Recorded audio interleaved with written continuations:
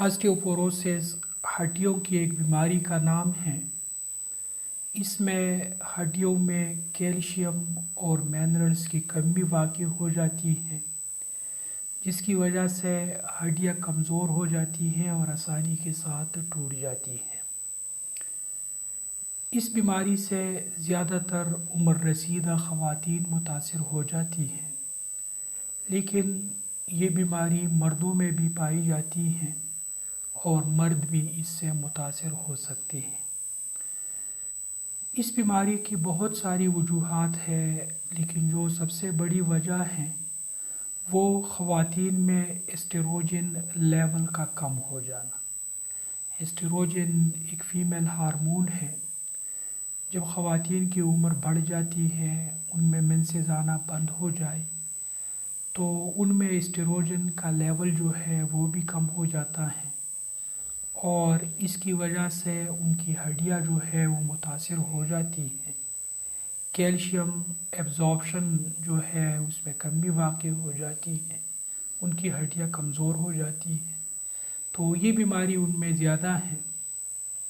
اس کے علاوہ دیگر جو وجوہات ہے ان میں کیلشیم کم مقدار میں کھانا، آپ کا فوڈ جو ہے وہ اگر بیلنسڈ نہیں ہے، اس میں کیلشیم اور منرلز کی مقدار کم ہے، یا پھر اس میں وائٹامن ڈی کی مقدار کم ہے، تو آپ کی جسم میں کیلشیم کی کمی ہو جاتی ہے اور اس سے ہڈیاں جو ہے وہ کمزور ہو جاتی ہیں، آسانی کے ساتھ ٹوٹ جاتی ہیں اور آسٹیوپوروسس کی بیماری جو ہے وہ ہو جاتی ہے۔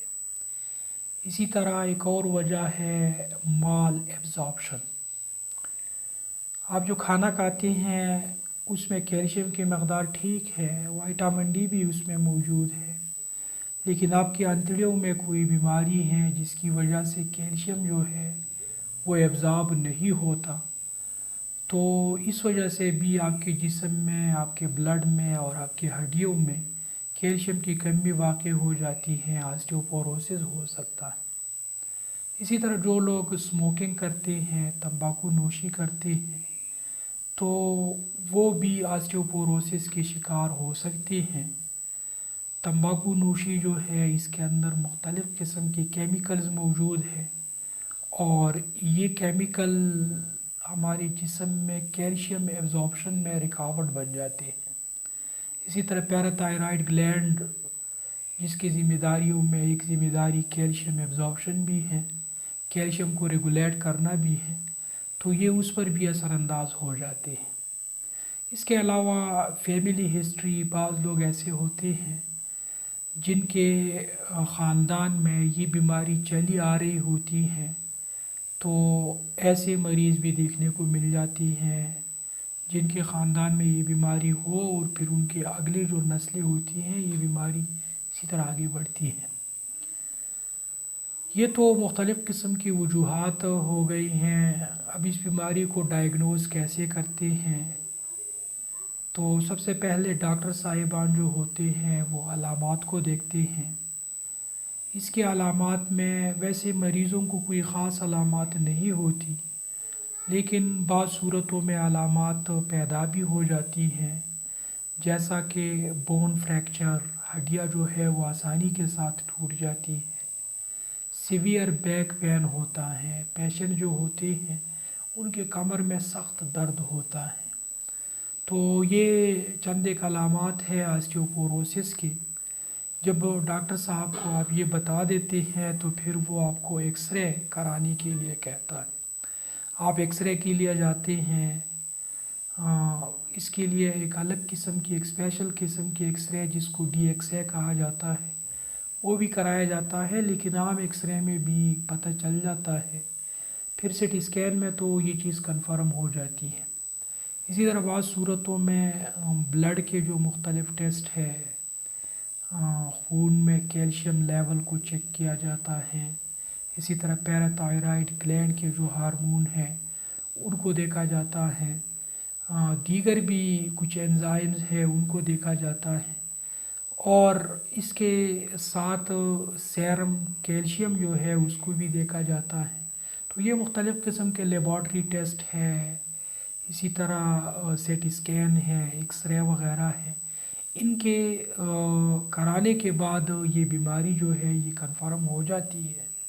اب اس کا علاج کیا ہے؟ یاد رکھیں، آسٹیوپوروسس سے جو علاج جو نقصان پہنچ جاتا ہے ہڈیوں کو، اس کا کوئی ازالہ نہیں ہے، اس کو ہم ریورس نہیں کر سکتے ہیں۔ لیکن شروع میں اگر یہ بیماری ڈائگنوز ہو جائے تو پھر بہت زیادہ امکان ہے کہ آپ اگر میڈیسن لے لیتے ہیں، باقاعدہ علاج سٹارٹ کرتے ہیں، تو آپ کی ہڈیوں کو مزید نقصان نہیں پہنچ جائے گا، آپ کی ہڈیاں جو ہے وہ مزید نقصان سے بچ جائے گی۔ جو کلینکل سسٹم ہے اس میں اس کے لیے بسفاسفونیٹ گروپ ہے میڈیسن کا، کوئی 10 میڈیسن اس میں شامل ہیں جس کا کام ہڈیوں میں کیلشیم کی مقدار کو بڑھانا ہوتا ہے۔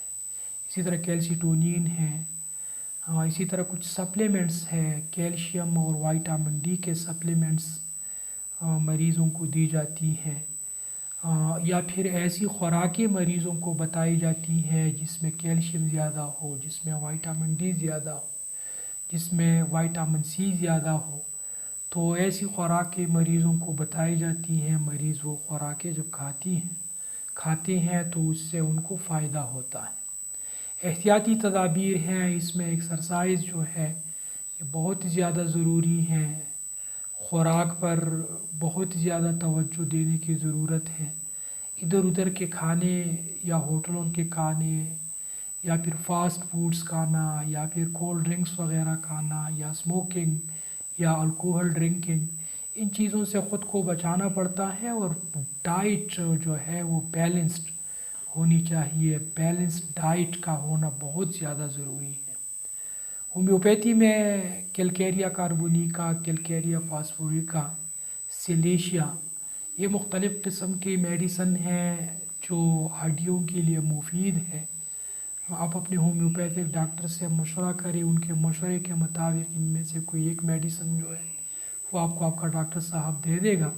اس کے علاوہ اگر درد بہت زیادہ ہے، بیک پین ہے، یا جو ہڈیاں متاثر ہو گئی ہے آسٹیوپوروسس سے، ان میں درد ہو رہا ہے، تو ڈاکٹر صاحب جو ہے وہ آپ کو رسٹاکس میڈیسن یا دیگر جو پین کیلرز ہے ہومیوپیتھی میں وہ آپ کو دے دے گا۔